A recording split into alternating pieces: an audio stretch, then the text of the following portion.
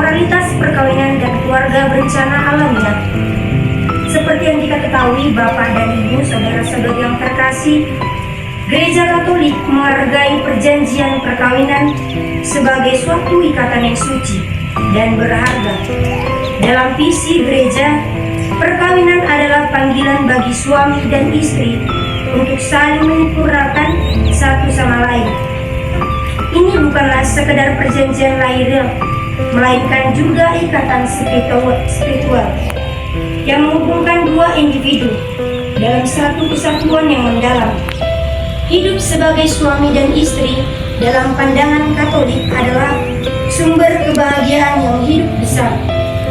Dalam hubungan ini, Bapak dan Ibu, saudara-saudara yang terkasih, ketidaksempurnaan pasangan tidak dianggap sebagai beban, tetapi sebagai kesepakatan untuk saling melengkapi. Suami dan istri dipandang satu sama lain.